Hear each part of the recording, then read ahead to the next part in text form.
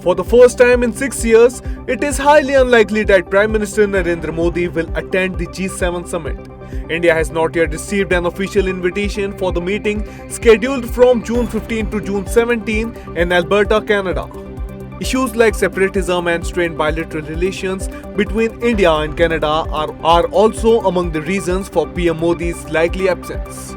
Even if invitation is received at the last minute, India is unlikely to attend due to logistical and security challenges. On June 1, under Operation Spiderweb, Ukraine launched simultaneous drone attacks on 4 to 5 major Russian air bases. According to the media reports, 117 drones were used in the secret mission, which led to the destruction of several Russian military aircraft. These included nuclear-capable bombers like Tu-22M3, Tu-95 and the T-50 AWACS. As per post-operation information, Ukraine had transported these drones hidden in trucks close to the air bases before launching the attack. This attack has severely impacted Russia's strategic airstrike capability, with estimated losses running into billions of dollars. During celebrations by football fans in France, violence broke out following PSG's Champions League win, leading to over 500 arrests.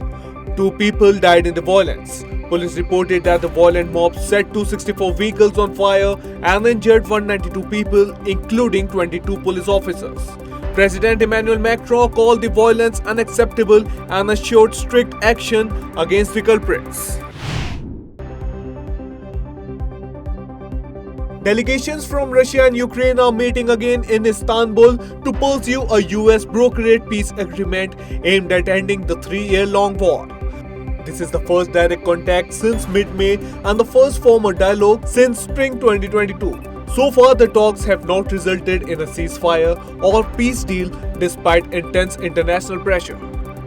US Secretary of State Marco Rubio recently spoke with Russian Foreign Minister Sergei Lavrov in a call requested by Russia. According to the State Department, they discussed various political solutions to the conflict. In IPL 2025 Qualifier 2, Punjab Kings defeated Mumbai Indians by 5 wickets to reach the final. Captain Shreyas Iyer scored an unbeaten 87 off 41 balls, including 8 sixes. Punjab chased the 204 target with 1 over to spare. The final will be played between Punjab and Royal Challengers Bangalore, with both teams vying for their first IPL title. Heavy rains have caused floods and landslides in northeast India. Over 30 people have died so far and more than 4 lakh people are affected. 10 rivers including Brahmaputra and Barak are flowing above the danger levels. Relief and rescue operations are ongoing in Assam, Manipur and Sikkim. IMD has issued red and yellow alerts in several states. The Bihar Assembly elections are likely to be held in 2 to 3 phases, with voting expected sometime in October or November 2025 as per sources. The Election Commission is expected to account for Diwali and Chhath holidays while framing the election schedule. While the official press conference by the EC is awaited, it's expected that the Model Code of Conduct may kick in by September or early October, and polling may be completed by the first week of November. Chief Election Commissioner Gyanesh Kumar is expected to visit Bihar this month to assess the preparations. Meanwhile, booth-level officers are undergoing training and will soon carry ID cards for door-to-door voter list verification. In an emotional rollercoaster of a match at Norwich Chess, Indian chess prodigy D. Gukesh defeated former world champion Magnus Carlsen, delivering what many are calling the biggest upset of his career.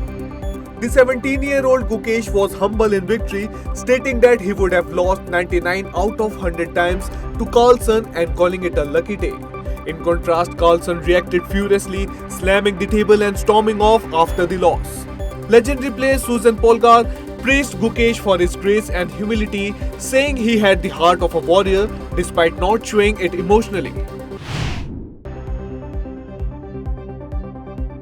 PM Modi will convene a Council of Ministers meeting on June 4th, the first after India's cross-border strikes on terror camps in Pakistan and Pakistan-occupied Kashmir under Operation Sindoor. launched in retaliation for the April 22nd terror attack in Pahalgam that claimed 26 innocent lives. Operation Sindoor saw the destruction of 9 major terror infrastructures in one of India's largest military responses in decades. Sources say External Affairs Minister S. Jaishankar will present a detailed overview of the operation during the meeting. The Indian Armed Forces have since carried out multiple counter-retaliatory actions under this mission. Senior Congress leader Salman Khurshid has criticized his own party's internal rift over all party delegations sent abroad to highlight India's anti-terror stand. The Congress party has faced backlash for opposing these delegations and even criticizing senior leaders like Shashi Tharoor for backing the government's global messaging on terrorism. Khurshid voiced his frustration on X, stating, "Is it so difficult to be patriotic?" and urged unity in India's global anti-terror mission irrespective of political affiliation.